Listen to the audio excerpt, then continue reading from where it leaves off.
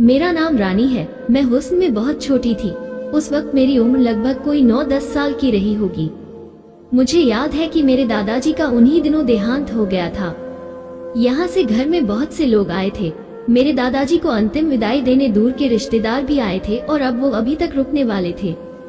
उन रिश्तेदारों में कई जाने पहचाने थे तो कई अजनबी भी थे, और क्या अजनबी और क्या जान पहचान वाले, इन सब बातों से तो मैं पूरी तरह से अनजान थी।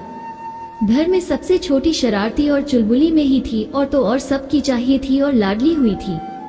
मेरे घर में क्या हो रहा है ये समझने के लिए मेरी उम्र बहुत कच्ची थी, लेकिन उस कच्ची उम्र में मेरे साथ जो हुआ उसकी याद आज भी वैसे ही है, एकदम तरोताजा, जिसे सोचकर आज भी मैं कई बार सहम जाती हूँ तो कई बार खुद से क्यों भी आ जाती है। उस सर्दी के मौसम में वो अजीब सी खामोशी याद है। वो दिन मौसम बहुत ठंड का था। सारे लोग दादाजी के क्रियाकर्म में बिजी। मैं बाकी बच्चों के साथ घर में छुपन छुपाई खेल रही थी। हम बच्चों में एक बड़ा बच्चा भी था जो हमारे साथ खेल रहा था। वो भी हम छोटे बच्चों की तरह ही रिश्ते में, तो वो भी मेरा भाई ही था। दूर का रिश्तेदार दादाजी की बहन का पोता। हम सारे लोग उसे काफी घुल मिल गए थे। मेरी भी उससे काफी मित्रता हो गई। उसे भी मेरी तरह कार्टून नहीं बल्कि टीवी पर नाटक देखना पसंद था। वो सबके सामने मुझे प्यार करता, छोटी हूँ कहकर कुछ करता भी, और मेरी होनहार ई की तारीफ ही भी करता। कभी गोद में खिला था तो कभी गोद में उठाकर ले जाता, कभी चॉकलेट खिलाने तो कभी यूं ही चलाने। पर उस दिन कुछ अजीब हुआ, इतना अजीब कि मैं आज भी उस बात को याद कर उसे महसूस कर सकती हूँ, और फिर सारी फोटोज मेरी आंखों के सामने ऐसे आ जाती है जैसे कोई डरावनी मूवी। एक दिन अचानक रूम में मैं उसके पास में छुप गई। मैंने उससे कहा भी था कि भैया किसी को बताना मत कि मैं आपके पास चुकी हूँ। उसने कहा ठीक है, नहीं बताऊंगा। उसने यही कहा था। खेल का बहाना देखकर उसने मुझसे, मेरे पास आ जाओ, मेरे इस रजाई में जहाँ मैं तुम्हें छुपा लेता हूँ और कोई भी तुम्हें नहीं ढूंढ पाएगा। ठंड भी थी और मैं छुप गई क्योंकि वो खेल मुझे जीतना था, और मैंने उसकी बात मान ली। उसने मुझे प्यार से पूछ करना चालू किया। मुझे अच्छा लग रहा था, पर अस्थायी सा मुझे अजीब सा महसूस होने लगा। वो प्यार कुछ करना मुझे अच्छा नहीं लग रहा था। वो मेरे सीने को टच कर रहा था। उसमें तो मेरे सीने पर कुछ था भी नहीं। मैं एकदम नॉर्मल बच्चों की तरह थी।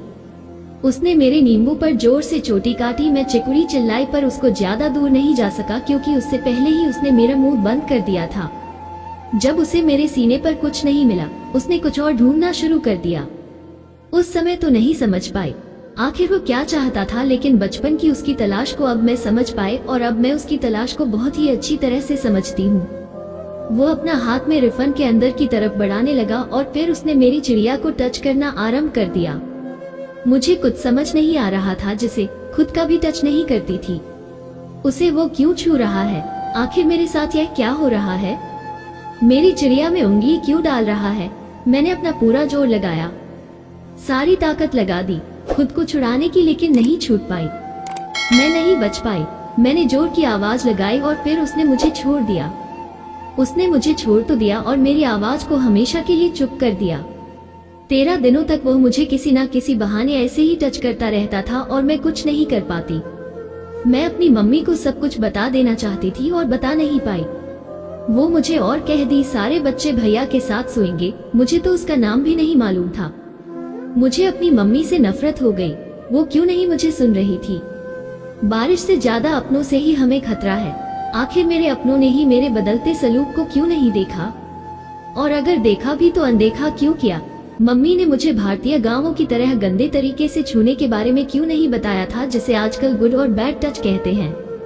मेरी मम्मी मुझ में और मेरे भाई में कोई फर्क नहीं करती थी, पर क्या वो भूल गई थी मैं एक लड़की हूँ और कई वैसी दरिंदे आसपास ही हैं।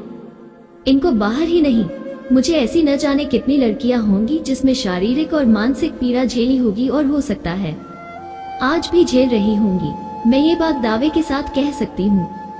इसकी शुरुआत कहीं ना कहीं घर से ही होती है और अपनों से ही होती है, पर हम किसी को बता नहीं पाते।